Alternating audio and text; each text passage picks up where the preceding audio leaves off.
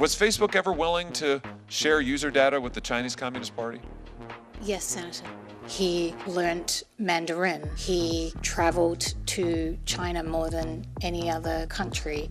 If a 13-year-old girl would delete a selfie, that's a really good time to try and sell her a beauty product, taken as a signal and then shared with advertisers. Meta started briefing the Chinese Communist Party as early as 2015. There's a straight line you can draw from these briefings to the recent revelations that China is developing AI models for military use. 마크 주커버그가 중국과 내통했다. 한국 유저들도 알아야 할 페이스북 쇼크입니다. 페이스북, 인스타그램, 왓츠앱을 갖고 있는 기업 메타의 내부고발자 세라 윈 윌리엄스가 상원 청문회에 출석합니다. Again, this is a hearing that Facebook has tried desperately to prevent.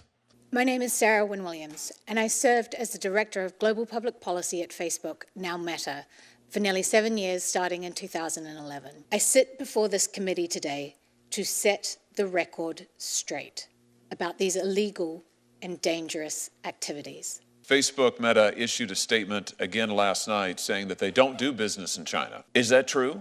That is not accurate, Chairman Hawley. Facebook has a $18.3 billion business in China. To give just one example, in 2014, it launched Oculus, and Oculus has continued to grow as a significant part of their business. Facebook executives and employees cultivated relationships with members of the Chinese Communist Party? Absolutely, Senator. And this happened over a period of years? This happened over many years.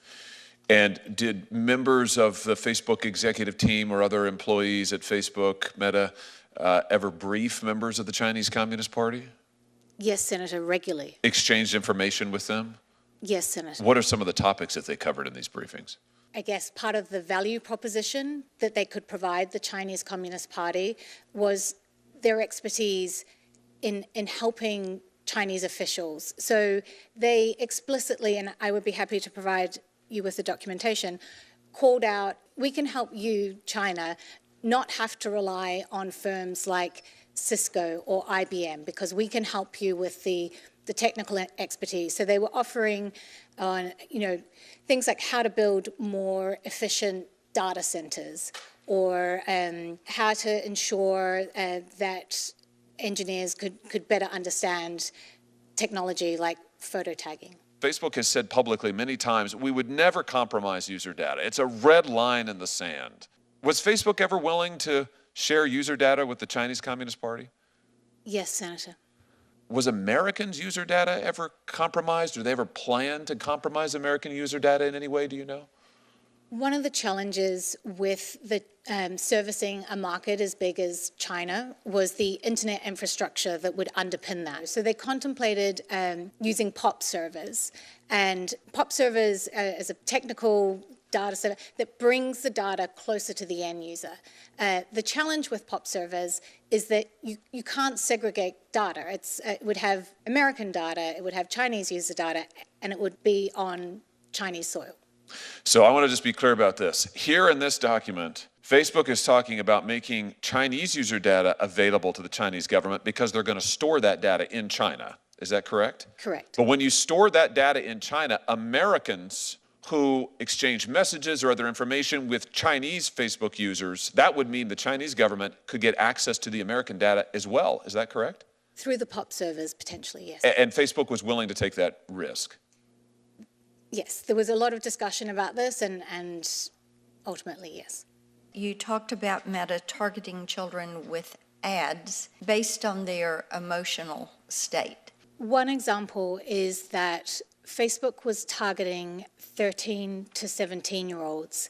It could identify when they were feeling worthless or helpless or like a failure. And so what the company was doing was letting these advertisers know that these 13 to 17-year-olds were feeling depressed and saying, now's a really good time to serve them an advertisement. Or if a 13-year-old girl would delete a selfie, that's a really good time to try and sell her a beauty product. So let me interrupt right there. Sure. If she deleted a selfie, then Facebook was in essence, or Meta, Instagram, they were in essence tracking her activity online. Absolutely. That Okay. was taken as a signal and then shared Right. with advertisers. So they didn't stay given specifically to their app.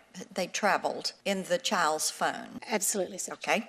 We've talked about China. I wanted to see if you could elaborate on the type data that would be found on Facebook servers located in China and the broader implications of allowing the CCP to have access to that data. Senator, I mean, we've just spoken in your last question about, just one example of the amount of information that this company has.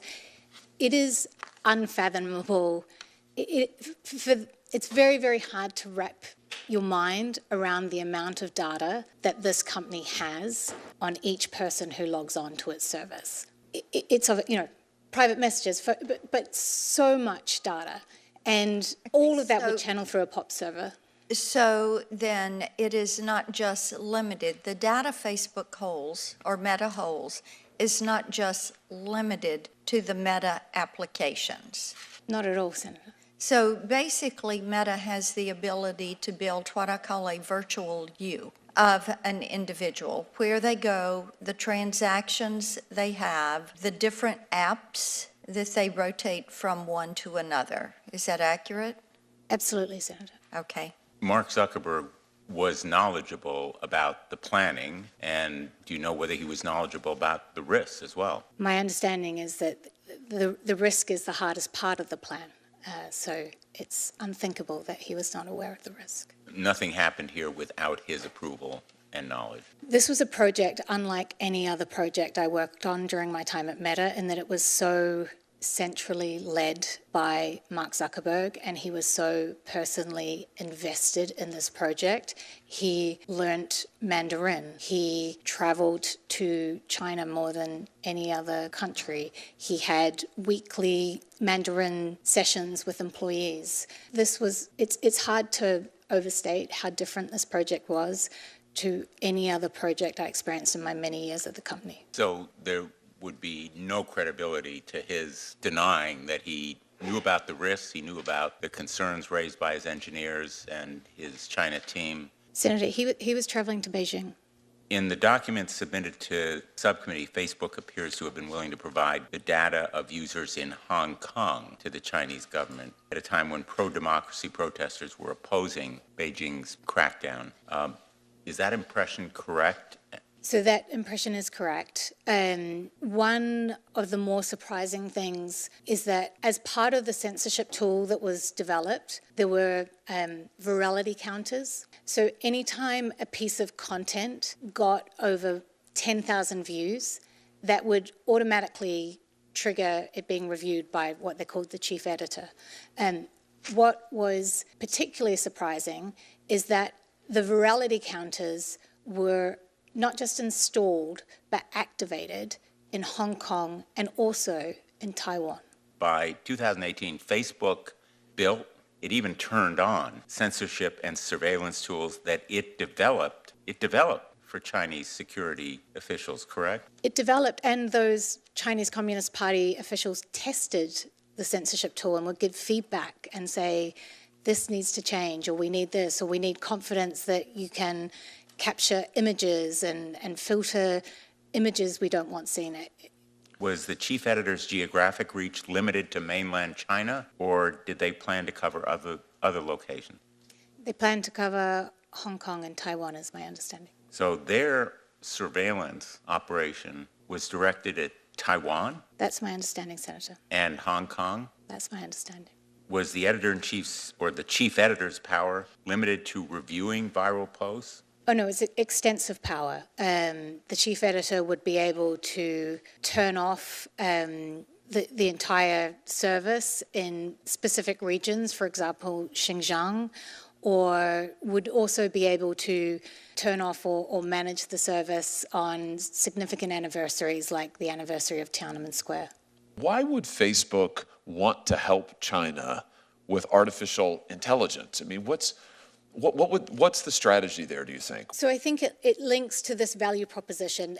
this is over a period of time where China was rapidly trying to increase its own technological expertise and trying to grow its own homegrown technology companies. So it's incredibly valuable to have the brightest minds in the world show you how that technology works. And then I think at the moment, as you're aware, there's a debate in the AI community around whether open source models or closed models are more appropriate. But it's not clear at this moment whether open source models or closed models will ultimately prevail, and there's a lot of money on the line.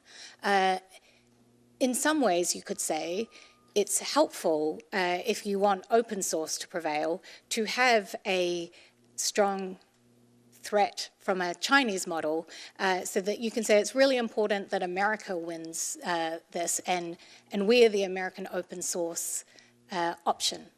And I think you can see the way that strategically plays out. So what you're saying is Facebook's AI model, Llama, that's an open source model, is that right? Correct.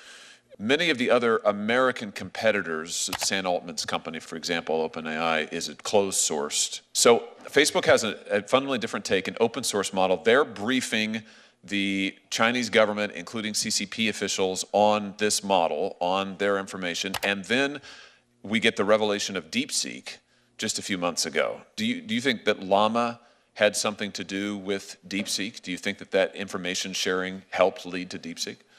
I think it's been widely reported that the DeepSeek model is in part based on Llama.